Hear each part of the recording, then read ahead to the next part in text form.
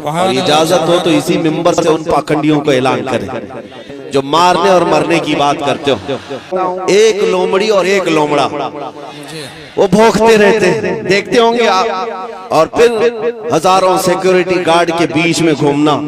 ارے مرد ہو تو مقابلہ کرو، میں تنہا گھوم رہا ہوں پورے ہندوستان میں بسنے والے، چاہے ہمارے مسلم بھائی ہو، چاہے ہندو بھائی ہو، چاہے مسلم، چاہے سکھ ہو، چاہے عیسائی ہو، چاہے پادری ہو، یا کوئی بھی آدمی ہو، اور صرف انسان ہی نہیں، انسان ہو، جنات ہو، چرند ہو، پرند ہو، درندہ ہو، حیوانات ہو، جمادات ہو، اللہ پاک فرما رہا ہے کہ میرے حبیب سب کے لیے رحمت ہے. بولیے سبحان اللہ.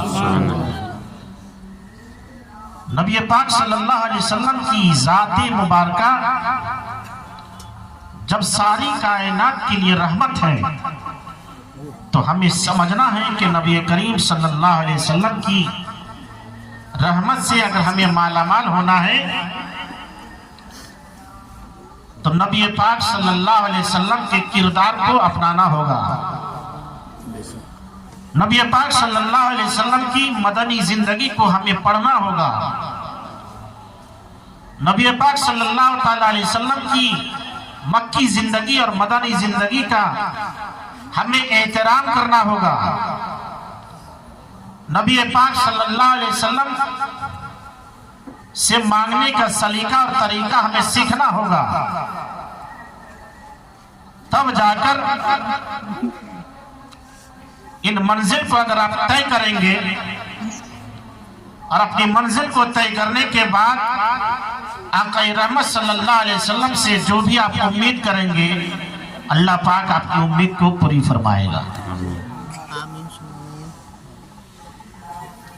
عزیزان ملت اسلامیہ، شعبان کی پہلی تاریخ اس وقت شروع ہے. اللہ کے حبیب صلی اللہ علیہ وسلم نے اس ماہ شعبان المعظم کے بارے میں فرمایا الشعبان و شہری و رمضان و شہر اللہ. حضور نے فرمایا کہ شعبان یہ میرا مہینہ ہے اور رمضان یہ اللہ کا مہینہ ہے، جبکہ محرم کا مہینہ بھی اللہ کا ہی ہے، سفر بھی خدا کا ہی ہے، ربیع الاول بھی خدا کا ہی ہے. جتنے بھی اسلامی مہینے ہیں سب تو خدا کے ہی ہیں، لیکن پیارے آقا صلی اللہ علیہ وسلم فرما رہے ہیں کہ شعبان یہ میرا مہینہ ہے اور رمضان یہ اللہ کا مہینہ ہے. مطلب سمجھ میں نہیں آتا دیوانوں، مطلب اس کا یہ ہے کہ جب شعبان کا مہینہ شروع ہوتا تو اللہ کے حبیب صلی اللہ علیہ وسلم اس قدر عبادت الہی میں مصروف ہو جاتے، اس قدر اللہ کی عبادت اور ریاضت میں لگ جاتے کہ باقی اور دوسرے مہینے میں اس قدر عبادت الہی میں مصروف نہیں رہتے جس قدر آپ ماہ شعبان میں رہتے تھے. بولیے سبحان اللہ. اس لیے کہ اللہ نے اس ماہ مبارک میں برکت رکھی ہے، رحمت رکھی ہے، اور بندے کے نامہ اعمال کو اسی مہینے میں رب کی بارگاہ میں پیش کیا جاتا ہے، جس کو ہم اور آپ ماہ شعبان کی 15ویں تاریخ شب برات کہتے ہیں. یعنی شب برات کو خدا تعالیٰ کی بارگاہ میں ہم اور آپ جو بھی آپ اعمال کرتے ہیں، اچھا کیے برا کیے، یہ تمام اعمال جو ہے رب کی بارگاہ میں پیش کیا جاتا ہے. تو اللہ کے حبیب صلی اللہ علیہ وسلم اس ماہ مبارک میں عبادت الہی میں بالکل مصروف رہتے، روزہ رکھتے تھے، پورا مہینہ بھر روزہ رکھتے. صحابہ اکرام عرض کیا کرتے تھے یا رسول اللہ صلی اللہ علیہ وسلم معاملہ کیا ہے کہ جب ماہ شعبان شروع ہوتا ہے تو آپ روزہ رکھنا شروع کر دیتے ہیں اور پورا شعبان کا مہینے میں آپ روزہ رکھتے ہیں. تو اللہ کے حبیب نے صحابہ اکرام سے فرمایا اے میرے صحابہ سنو، یہ شعبان کے مہینے میں اللہ پاک نے بندہ مومن کے عمل کو اپنی بارگاہ میں فرشتوں کے ذریعے لاتا ہے اور بندہ مومن کے عمل کو دیکھتا ہے کہ میرے بندے نے سال بھر کیا کیا، رب تبارک و تعالیٰ دیکھتا ہے۔ اس لیے اے میرے صحابہ، میں اس ماہ شعبان میں کثرت کے ساتھ روزہ رکھتا ہوں، کثرت کے ساتھ قرآن کی تلاوت کرتا ہوں، کثرت کے ساتھ اللہ کی عبادت کرتا ہوں اور روزہ بھی رکھتا ہوں، تاکہ جب میرے نامہ اعمال رب کی بارگاہ میں پیش ہو جائے تو ساتھ میں روزہ بھی ساتھ ہو جائے، روزہ بھی ساتھ ہو۔ یہ کردار نبی کریم صلی اللہ علیہ وسلم کا ہے۔ دوستوں، اس لیے حضور نے فرمایا کہ شعبان یہ میرا مہینہ ہے، یعنی یہ توبہ استغفار کرنے کا مہینہ ہے۔ اس مہینے میں بندہ مومن کو چاہیے اور آپ کو بھی چاہیے کہ آپ اپنے گھر میں جو آپ کی بچیاں ہیں آپ ان کو قرآن کی تلاوت میں مصروف کر دیجیے۔ جو آپ کے بیٹے ہیں جو قرآن پڑھنا جانتا ہے، گھر کو اپنے دروازے کو پاک صاف کر کے قرآن کی تلاوت میں اس بچے کو مصروف کر دیجیے۔ اس لیے کہ جب حضور پاک صلی اللہ علیہ وسلم جب پردہ فرما گئے تو صحابہ اکرام کا زمانہ تھا، تو جیسے ہی ماہ شعبان شروع ہوتا تو صحابہ اکرام رضوان اللہ تعالی علیہم اجمعین قرآن پاک کی تلاوت میں کثرت کے ساتھ متوجہ ہو جاتے، اور ہر گھر میں ہر دروازے پہ قرآن پاک کی تلاوت ہوتی تھی۔ بولیے سبحان اللہ۔ اس لیے ہمیں اور آپ کو بھی چاہیے کہ آپ اپنی بیٹیوں کو، آپ اپنے بیٹوں کو اس ماہ مبارک میں کثرت کے ساتھ اس کو قرآن کی تلاوت کرنے کی تلقین کیجیے۔ جس چیز کو صحابہ اکرام نے اپنایا انہی چیزوں کو تو سنی اپنایا کرتے ہیں۔ بولیے سبحان اللہ۔ جس چیز کو تابعین نے اپنایا اسی چیز کو تو سنی اپناتے ہیں، بھلے غیر مقلد کیا سمجھتے ہیں۔ تو میرے دوستوں، شعبان کا مہینہ بہت ہی مبارک مہینہ ہے، اور جو بھی آپ اس ماہ مبارک میں اعمال کریں، قرآن پاک کی تلاوت ہو یا وظیفہ ہو یا پاک صاف رہ کے اگر کم سے کم یا اللہ یا رحمان یا رحیم کا وظیفہ اگر اتنا ہی آپ پڑھتے ہیں تو رب تبارک و تعالیٰ کا اعلان ہے کہ جب میرا بندہ مجھے ایک دفعہ یا اللہ کہہ کے پکارتا ہے تو میں اس بندے کو 70 مرتبہ پکارتا ہوں، لبیک یا عبدی، لبیک یا عبدی، اے میرے بندے میں تمہارے لیے حاضر ہوں، مانگ تم کیا چاہتے ہو میں تمہاری مانگ کو پوری کر دوں، مانگ تم کیا چاہتے ہو، تمہاری امید کیا ہے میں تمہاری امید کو پوری کر دوں۔ اگر اس لیے میں نے کہا کہ مانگنے کے لیے سلیقہ ہونا چاہیے۔ اگر طریقے سے آدمی اپنی جیب خاص سے اگر کسی انسان کو اگر قرض دیا تو سامنے جو قرض لینے والا آدمی ہے اگر دن تاریخ مقرر کر دی کہ 1 مہینے کے لیے آپ ہم کو قرض دیجیے، 1 مہینہ بیت گیا، اگر نہیں ملا تو قرض دینے والا وہ کہتے کہ جو ہم نے اپنی جیب خاص سے پیسہ دیا وہ پیسے کو لوٹائیے۔ اگر طریقے سے وہ مانگ رہے ہیں تو وہ قرض لینے والا کہتا ہے کہ ایسی ایسی بات ہے، کچھ پریشانی تھی، میں اتنے دنوں کے بعد دے دوں گا۔ تو یہ کردار ایسا ہے، یہ جملہ ہی ایسا ہے کہ خود بخود سامنے والے یعنی قرض دینے والے انسان کے اندر رحم آ جاتا ہے کہ بھائی چلیے 10 دن اور انتظار کر۔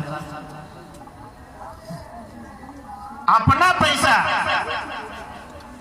دوسرے کو آپ نے دیا، اور قرض لینے والا انسان اگر وقت پہ نہیں دیا اور وقت پہ نہ دینے کی وجہ سے قرض لینے والا انسان دینے والے سے کہہ دیا کہ 10 دن اور رک جائیے، ہمارے ساتھ یہ پریشانی تھی، میں 10 دن کے بعد دے دوں گا، تو سامنے والا تیار ہو جاتا ہے کہ بھائی کوئی بات نہیں، آپ 10 دن کے بعد ہی دیں۔ یہ صرف اس کے کردار سے قرض لینے والا انسان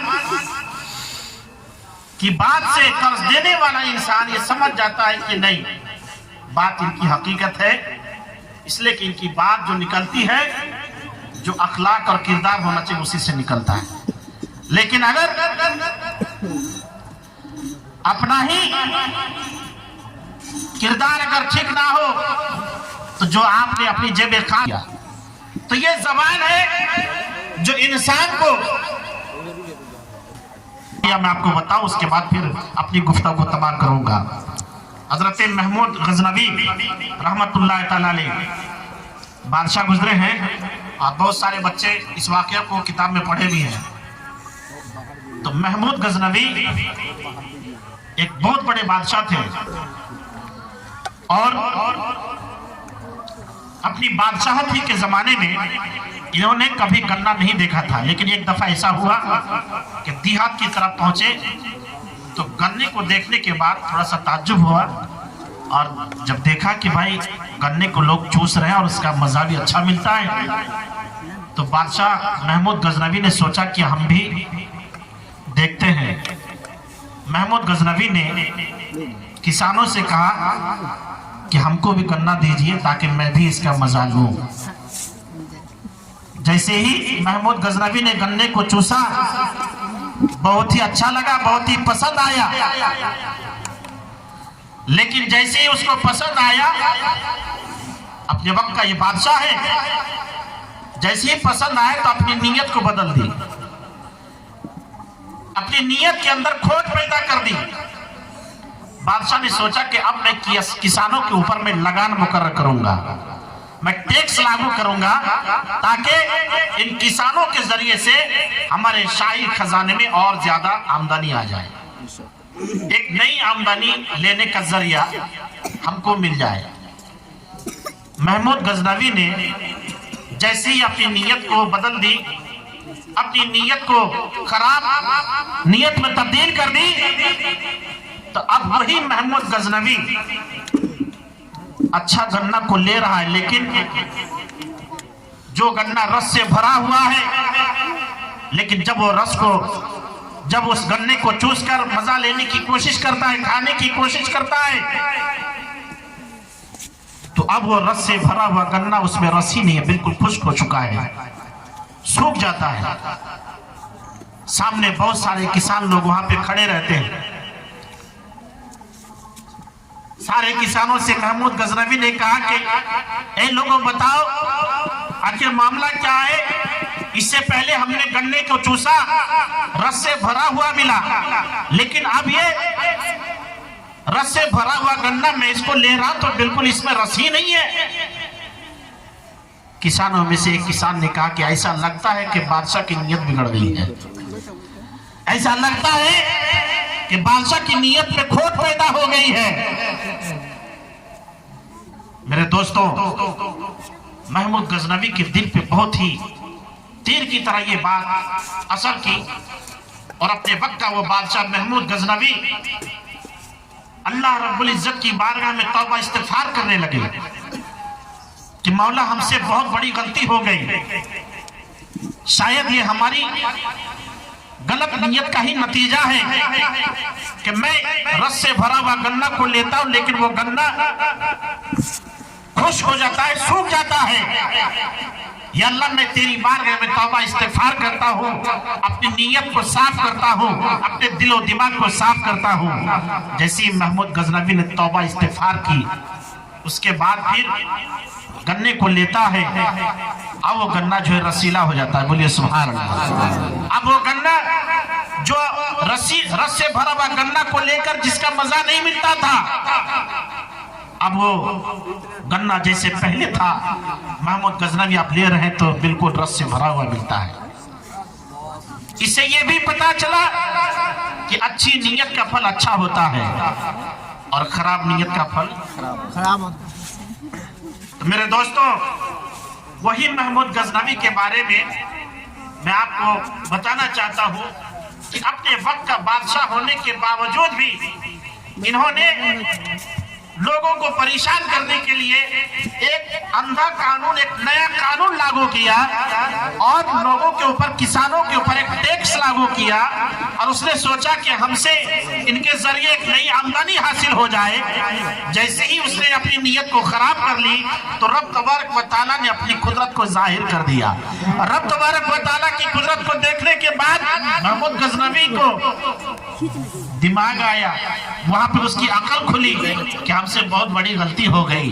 फिर रब्बे जुल जलाल की बारगाह में उसने झुका, झुकने के बाद तौबा इस्तिगफार की, तब वो जो है इंसान बहुत ही नेक इंसान बना। और फिर जैसे वो गन्ना, जैसे उसकी जो चाहत थी, अपनी चाहत के मुताबिक उसको मिलने लगा। मेरे दोस्तों, वही महमूद गजनवी तौबा इस्तिगफार करने के बाद एक नेक सालेह इंसान, अखलाक व किरदार के मालिक होकर वो इंसान बने।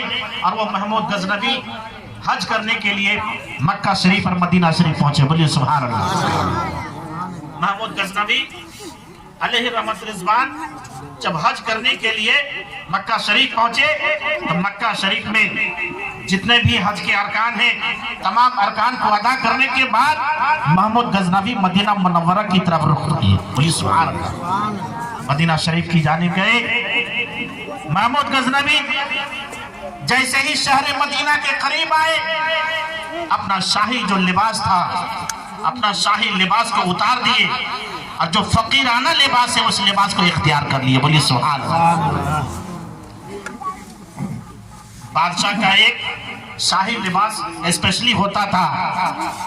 महमूद गजनवी ने अपना शाही लिबास को अपने जिस्म से उतारने के बाद, जिस लिबास को दरवेश पहनते, फकीर पहनते, फकीराना लिबास में मलबूस होकर बादशाह महमूद गजनवी मदीना मुनव्वरा पहुंचे। और मदीना शरीफ में वो तो ऐसा ही रोजा है, वैसी बस्ती है जहाँ पे हमेशा खुदा की रहमत बरसती है। और उस शहर मदीना में पूरी दुनिया के सुन्नी मुसलमान, पूरी दुनिया के मुसलमान वहाँ पे पहुँचते हैं और सरकार दो जहां सल्लल्लाहु अलैहि वसल्लम की रहमत से फैज़याब होते हैं। महमूद गजनवी रहमत से फैज़याब होने के लिए उन्होंने क्या किया जानते हैं? वही महमूद गजनवी मदीना शरीफ में जितने भी ज़ाहिरीन आते थे, जितने भी लोग आते थे, महमूद गजनवी ने एक मशकीज़ा लिया और मशकीज़ा में पानी भरते थे और मदीना शरीफ के ज़ाहिरीन को पानी पिलाया करते थे। बोलिए सुभान अल्लाह। अपने वक्त का बादशाह होने के बावजूद महमूद गजनवी मदीना मुनव्वरा में फकीराना लिबास पहनकर मदीना शरीफ के ज़ाहिरीन को पानी पिला रहे हैं। लोग लाइन बाय लाइन आते जा रहे हैं, पानी पी रहे हैं। उन्हीं लोगों में से एक शख्स ने पहचान लिया कि ये तो महमूद गजनवी है जो अपने वक्त का बहुत बड़ा बादशाह है। जैसे उसका नंबर आया पानी लेने का, उस इंसान ने टोका कि आप तो महमूद गजनवी मालूम हो रहे हैं। तो फौरन जो है बादशाह महमूद गजनवी कहते हैं कि बिल्कुल आपने सच कहा, मैं वही महमूद गजनवी हूँ। फिर उस इंसान ने कहा कि आपका शाही लिबास कहाँ है? आप तो अपने वक्त का बादशाह हैं, आप फकीराना लिबास पहने हुए हैं। महमूद गजनवी कहने लगे, ए बंदा मोमिन सुनो, ए रसूलुल्लाह सल्लल्लाहु अलैहि वसल्लम की बारगाह में हाजिरी देने वाले सुनो, मैं तो बादशाह हूँ लेकिन अपने यहाँ के लिए बादशाह हूँ। ये दरबार, जिस दरबार में हम आए हैं, इस दरबार में तो ममतों की झोली भरती है। हमें जो बादशाह का तख्तो ताज मिला है रसूलुल्लाह सल्लल्लाहु अलैहि वसल्लम के दरबार से मिला है। यहाँ तो लोग मांगने के लिए आते हैं और जो मांगने के लिए आते हैं वो अपना शाहियाना अंदाज नहीं पे आते हैं, वो फकीराना अंदाज पे आते हैं। तो मांगने का सलीका होना चाहिए। रब्बे जुल जलाल की बारगाह में मांगने वाला इंसान रियाकारी नहीं करता, कोई काम दिखाने के लिए नहीं करता। इसलिए हम तमाम लोगों से यही गुजारिश और अपील करते हैं, इस माह शाबान मुअज़्ज़म में चाहे अगर आप बच्चों के जरिए कुरान खानी करा रहे हैं या मिलाद मुस्तफ़ा की शक्ल में प्रोग्राम का इंतजाम करते हैं, तो इसमें किसी किस्म की भी रियाकारी नहीं होनी चाहिए। अल्लाह को खुशू और खुजू पसंद है। आपका अमल अल्लाह पाक देख रहा है, मेरा बंदा मेरी रजा के लिए क्या कर रहा है। तो मेरे दोस्तों, बादशाह महमूद गजनवी बिल्कुल यानी ऐसी शक्ल को इख्तियार किए थे कि लोग उसको पहचान नहीं पा रहे थे, लेकिन दीवानों में से एक दीवाना तो पहचान लिया। लेकिन महमूद गजनवी बोल पड़े कि ये वो जगह है, ये वो मुबारक जगह है जहाँ पे ममतों की झोली भरती है। हम तो यहाँ मांगने के लिए आए, हम यहाँ लेने के लिए आए हैं। तो मेरे दोस्तों, पता चला कि अगर इस वाकये से दो बात मालूम हो गई कि पहली बात तो ये कि अगर हाकिम अगर अपने वक्त अगर हाकिम ठीक हो, अपने वक्त का बादशाह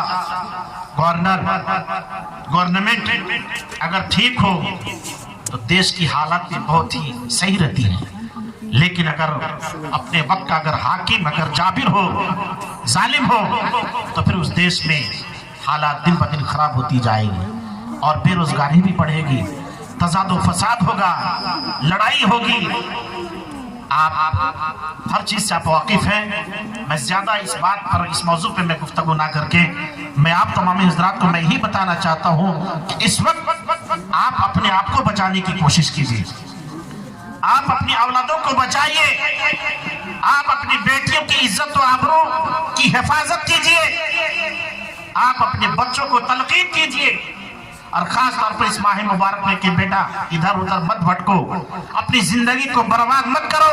अगर तुम्हें कुरान पढ़ना आता है, जाओ अपने घर के किसी कोने पे जाके बैठ जाओ, मुसल्ला बिछा लो और रब तबारक व तआला की मुकद्दस किताब कुरान पाक की तिलावत करो और उसमें जाकर तिलावत करने के बाद रब्बे जुल जलाल की बारगाह में हाथ उठाकर दुआ करो, मौला हमारे देश में बेचैनी है, मौला हमारे मुल्क में हमारी हालत ठीक नहीं है, ए रब्बे जुल जलाल हमारी परेशानी को दूर फरमा, हमारे यहाँ जो परेशान हाल है, जो बीमार हाल है, उन बीमारों को शिफा अता फरमा। अगर बंदा मोमिन ऐसा किरदार लेके अपना घर के किसी कोने पे तन्हाई को इख्तियार करके रब्बे जुल जलाल की मुकद्दस किताब कुरान पाक की तिलावत करेगा, रब्बे जुल जलाल की बारगाह में तौबा इस्तिगफार करेगा, रब तबारक व तआला देख रहा है बंदा मोमिन मेरे मुकद्दस किताब की तिलावत कर रहा है। ये बंदा मोमिन ये पहले कैसा था, लेकिन आज ही मेरी बारगाह में झुक चुका है, मैं इस बंदे की सारी खताओं को माफ कर दूंगा। बोलिए अगर हम ऐसा किरदार को अगर बनाएंगे तो मेरे दोस्तों वाकई जो बात दिल से निकलती है वो बात जो है पूरी हुआ करती है। तो मेरे दोस्तों, माह शाबान मुअज़्ज़म यकीनन बहुत ही अजमत वाला बरकत वाला महीना है और इस माह मुबारक में कोई कसरत के साथ कुरान पाक की आप तिलावत करें और जिनको कुरान पाक पढ़ना नहीं आता है तो वो वजीफ़ा दुरूद शरीफ जो आप मिलाद शरीफ में पढ़ते हैं आप अपने घर पे भी पढ़ें। सोने से पहले या अल्लाह या रहमान या रहीम ये सब पढ़ते पढ़ते सो जाए। क्यों अपनी ज़िंदगी को, चंद दिनों की ज़िंदगी को आप बर्बाद कर रहे हैं। इस वक्त ज़रूरत है अपने आप को बचाने की, अपना ईमान को बचा लीजिए। यही समझिए इस दौर में बहुत बड़ा अच्छा काम है, जो अपने ईमान को बचा लिया उन्होंने सबसे अच्छा काम किया। और अपने ईमान को बचाने के लिए यही हमारे और आपके लिए जरिया है ये जो मिलाद शरीफ हो रहा है। तो मैंने आपको पहले ही बताया कि हालात ऐसी हैं कि लोगों को बताने के लिए भी ये गमज़दा दिल जो है ज़हन मुंतशिर होता है कि लोगों को क्या बताया जाए। अगर कुछ सही बात अगर बताते हैं, अगर हक बात बोलते हैं तो अहले हक के साथ नाइंसाफी हो रही है, अहले हक के साथ जुल्म किया जा रहा है। जो अहले हक है उनको मजलूम बनाकर न जाने उसके साथ कैसे कैसे लोग सलूक आते हैं, कैसे कैसे उसके साथ पेश होते हैं, यहाँ तक कि उसको बहुत सारे लोगों के सामने रुस्वा होना पड़ता है, जलील होना पड़ता है। लेकिन मेरे दोस्तों याद रखें हक हमेशा बुलंद हुआ करता है और इंशाअल्लाह तबारक व तआला वो दिन दूर नहीं कि रब तबारक व तआला की तरफ से फिर वो कहार, क्योंकि हमारा रब कहार भी है, जब्बार भी है, वो रहमान है, रहीम भी है। जब दुनिया गुनाह से भर चुकी, जब गुनाहगार कदम कदम पे गुनाह करने लगे, इस वक्त मैं आपको बताऊं कि इस वक्त जो है गुनाह से, पाप से दुनिया बिल्कुल भर चुकी है। इसीलिए हम जो नाकामी जो इख्तियार किए हुए हैं ये कहीं ना कहीं हमारी और आपकी ही कमी है। میرے دوستوں اس رب کی بارگاہ میں سربا سجود ہو جائیے, اس کی رضا پہ آ جائیے. بندہ اپنے کام کے لیے, دنیاوی مفاد کے لیے سوچتا ہے کہ میری مرضی کے مطابق ہمارا کام ہونا چاہیے, لیکن بندہ یہ سوچ لو کہ ہم اللہ کی مرضی کے مطابق کام کریں گے. جب بندہ اللہ کی مرضی کے مطابق ہر ایک کام کو کرے گا تو اللہ تبارک و تعالیٰ کی رحمت اتر پڑے گی. ہمارے ہاں جو پریشان حال ہے ان کی پریشانی دور ہو جائے گی. ہمارے مسلم معاشرے کے اندر جو بڑے بڑے عالم دین قید خانے کے اندر موجود ہیں, اللہ تبارک و تعالیٰ اس کو رہائی عطا فرمائے گا. آج جو حالات ہیں ان حالات سے آپ واقف ہیں. میں اس مسئلے پہ زیادہ گفتگو نہ کر کے میں آپ کو یہی بتاتا ہوں کہ آپ قرآن و سنت پہ عمل کرنے کی کوشش کیجیے. اگر آپ مسلمان اگر قرآن اور حدیث پہ عمل کرنا شروع کر دے تو میں سمجھتا ہوں کہ ہمارا کردار, ہمارے اسلام نے جو ہمیں کردار دیا, جو سیرت دی, کہ اللہ کے حبیب صلی اللہ علیہ وسلم کی سیرت کو دیکھ کر اور ان کے کردار کو دیکھ کر خود بخود لوگ جھک جایا کرتے تھے. لیکن آج ہم نے اپنی زندگی کو غلط رسم و رواج کے حساب سے اپنی زندگی کو بتا رہے ہیں. اس لیے جو ہے آج ہم اور آپ بے چین ہو چکے ہیں, بے قراری ہے. اس لیے میرے دوستوں اللہ تبارک و تعالیٰ کی بارگاہ میں دعا گو ہوں کہ اللہ تبارک و تعالیٰ ہم تمام مسلمانوں کو سننے سے زیادہ سنی ہوئی باتوں پہ عمل کی توفیق اور رفیق عطا فرمائے.